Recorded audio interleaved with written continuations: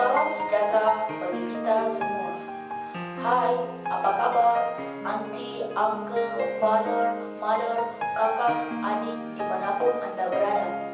Salam kenal.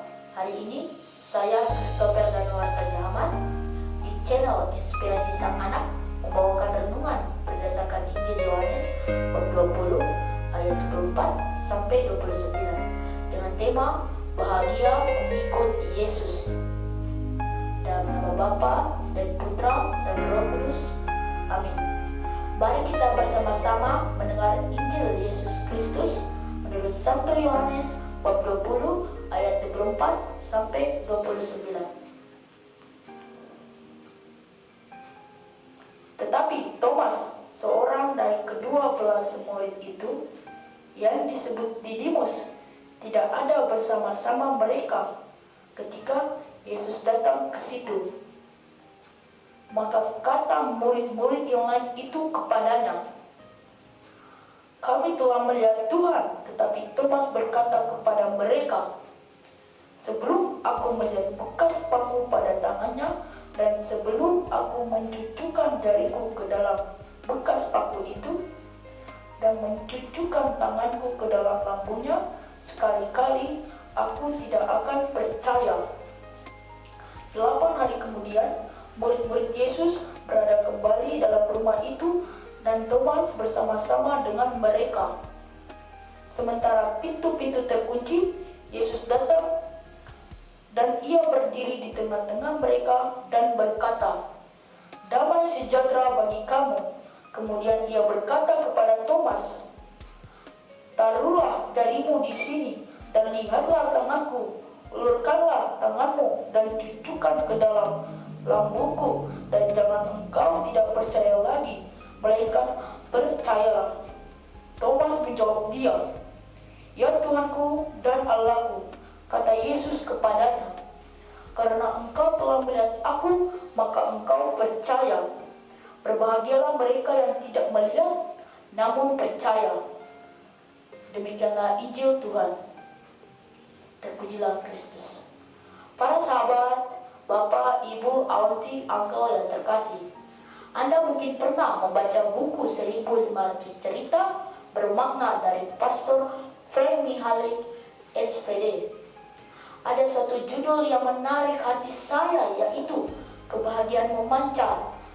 Salah seorang suster senior menceritakan pengalaman hidup bersama suster muda sebagai berikut. Seorang suster muda yang telah hidup dengan saya selama bertahun-tahun memiliki ketawa yang mengembirakan dan senyum yang memancar. Suatu hari ketika kami sedang berbelanja, pegawai toko memberinya suatu pujian yang luar biasa. Suster itu katanya kepada saya, membawa Kristus dalam wajahnya seperti dalam sebuah monstrans. Adakah seseorang yang telah menginspirasi sang suster muda untuk memancarkan kebahagiaan pada sesama? "Berbahagialah kamu," sabda Kristus. Mengapa kita berbahagia? Karena mendapat hadiah, kuda baru, motor baru, mobil baru? Bukan, no. Melainkan kita berbahagia karena walaupun kita tidak menyaksikan kebangkitan Yesus, namun kita percaya kepadanya. Kata Yesus kepada Thomas, "Karena engkau telah melihat aku, maka engkau percaya." Berbahagialah mereka yang tidak melihat, namun percaya. Inilah yang disampaikan oleh Tuhan Yesus dalam Injil yang kita dengarkan hari ini. Bila kita renungkan betul sabda Tuhan ini, Tuhan Yesus tidak menyajikan hadiah, harta, berupa mobil dan rumah baru kepada kita. Untuk itu, yang perlu kita usahakan adalah memilih pendidikan sesuai bakat dan kemampuan, rajin belajar, rajin menabung, dan giat berusaha menuju sukses. Tuhan Yesus bicara tentang iman kita kepadanya. Kita yang beriman kepada Allah adalah orang-orang yang bahagia. Para sahabat, bapak, ibu, auntie, uncle yang terkasih, marilah kita semakin menyadari kehadiran nyata Tuhan Yesus dalam hidup kita. Tuhan Yesus yang bangkit membawa damai sejahtera kepada seluruh umat manusia. sehingga memberkati kita dengan sebutan umat yang berbahagia. Sebab kita percaya kepada Yesus di tengah dunia yang dilanda oleh COVID-19. Di rumah kita masing-masing saat kita berkumpul dalam berdoa bersama, merayakan damai Kristus bersama.